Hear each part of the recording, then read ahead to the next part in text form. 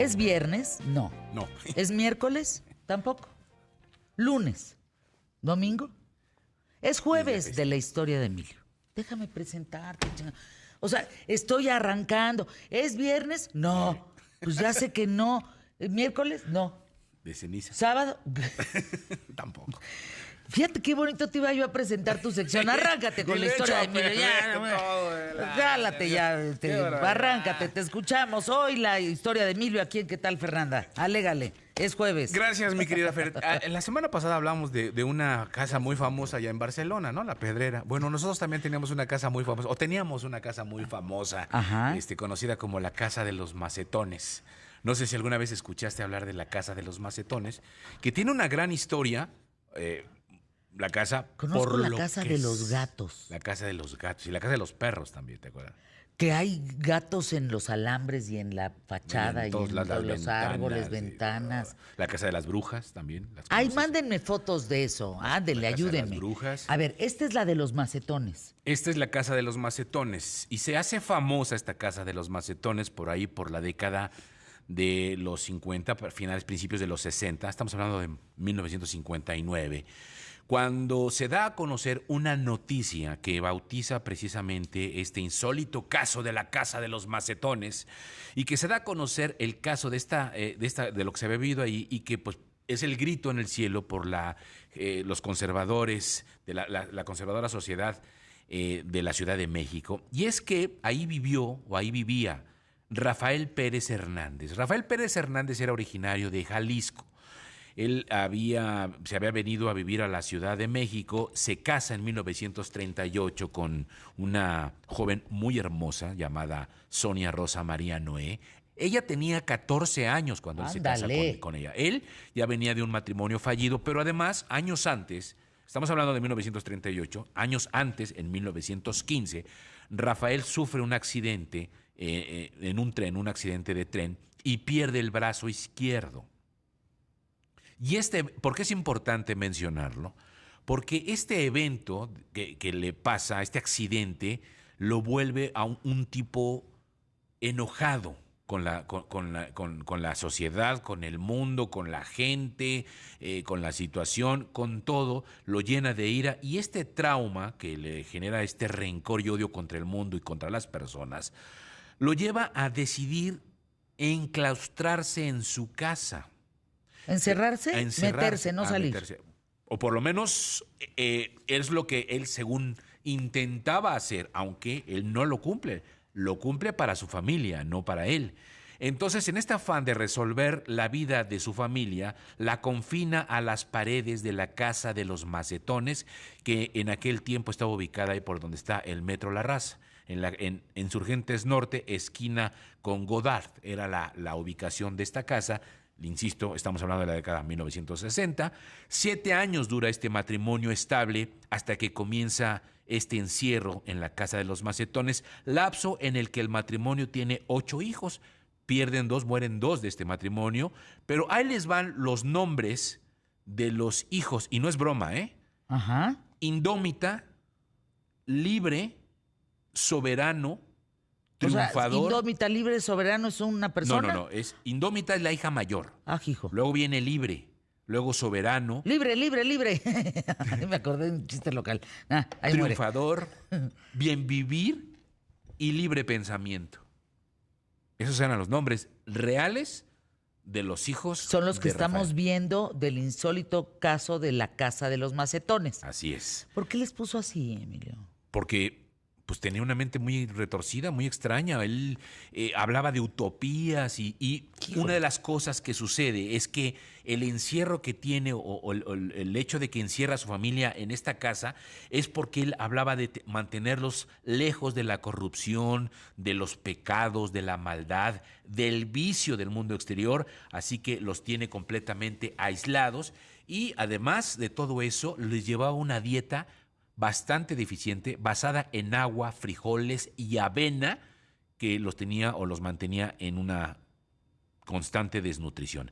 Se dijo que en algún momento este hombre, que además tenía en su propia casa, porque se dedicaba a la venta de raticidas y demás sustancias, veneno para ratas, que él junto con su familia, él mismo fabricaba en este taller que tenía instalado en su casa y que Rafael vendía a tiendas y comercio. Se dice que los 2 hijos que murieron, que él tuvo, fue consecuencia de que él experimentó con sus hijos.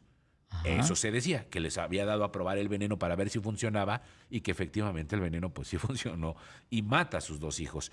Pero bueno, Rafael era toda la autoridad, era un hombre despiadado, era un hombre rudo, cruel, no le gustaba que le cuestionaran o que le debatieran sus hijos en una orden, y si había algún tipo de desobediencia o rebeldía, los golpeaba y los encerraba por días en un cuarto donde los privaba de Órale. alimentos durante días. Los tenía vestidos con harapos, estaban descalzos, estaban muertos de hambre y los niños trabajaban y sufrían aterrorizados por la conducta de su padre y por la forma tan cruel como los trataba, y que además juraba matarlos si tenían algún tipo de protesta o intentaban escapar. Indómita, la mayor, tenía 17 años, era obligada a trabajar parada y sin comer de 7 de la mañana a 5 de la tarde. Triunfador, de 10 años, era el encargado de armar cajones de madera con unas cuantas herramientas muy rústicas, y cuando alguna de esas le salía mal, lo golpeaba hasta dejarlo inconsciente. Eso es lo que hacía este hombre. Y cuando, obvio, los hijos empiezan a crecer, la mamá Sonia María les enseñó, bajo supervisión del mismo Rafael, los enseñó a leer y a escribir, porque nunca los dejó ir a la escuela. Y además se supone que los instruyó en la religión católica, porque eso sí, él, Rafael, era muy católico. Entonces cuando él los encerró, pues hablaba de perversión y de pecado que vivían en el mundo exterior y por eso no salía. Lo que sí, pues mientras esto vivían en su casa, él sí salía cada 15 días, se iba a comer a buenos restaurantes, se le veía por la calle y sobre todo contrataba servicios de prostitutas. Entonces él sí vivía muy campante afuera de su casa, pero cuando regresaba los tenía en las peores condiciones. Rafael, eh, en este asunto de, no de tenerlos tan aislados, no se da cuenta que sus hijos pues crecen y entonces llevan incluso a una relación incestuosa entre los hermanos, porque empiezan con este despertar sexual y entonces pues empiezan a tener este tipo de relaciones entre los propios hermanos. Finalmente un día, Indómita, la hija mayor, logra arrojar varias notas en la calle pidiendo auxilio, y Ándale. es uno de los vecinos, después de 3 intentos, uno de los vecinos encuentra esta hoja, esta nota, y llama a la policía. Son 6 meses de investigación las que lleva el servicio secreto para determinar que efectivamente se estaba llevando a cabo este secuestro o esta privación de la libertad de esta familia. Y entonces Rafael es detenido el 25 de julio de 1959 Sas. en una de sus tantas salidas.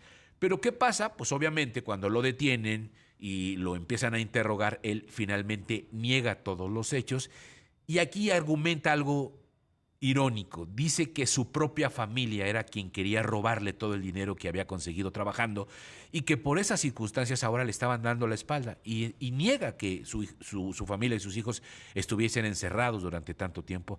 Finalmente, bueno, empieza un juicio larguísimo, pero que además empieza a conmocionar porque efectivamente cuando se da a conocer que logran abrir la casa de los macetones y entra la prensa y entra la policía y empiezan a hacer todas las investigaciones, se dan cuenta cómo vivían, en qué condiciones tan insalubres vivían estos niños, estos jóvenes, la misma esposa, en donde dormían, que eran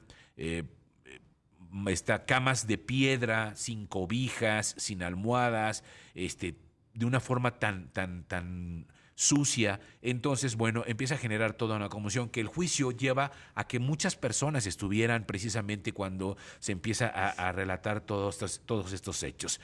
Rafael Pérez Hernández, como le llamaron el químico loco, fue acusado de privación ilegal de la libertad, explotación infantil, amenazas y otras cosas varias, incluso portación de arma, porque les digo que les amenazaba a los hijos, a la misma esposa, con matarlos, con asesinarlos, porque siempre traía el cuchillo en la cintura y traía una pistola en la bolsa. Entonces, en cualquier situación que los hijos mostraran algún tipo de rebeldía, los amenazaba con eso.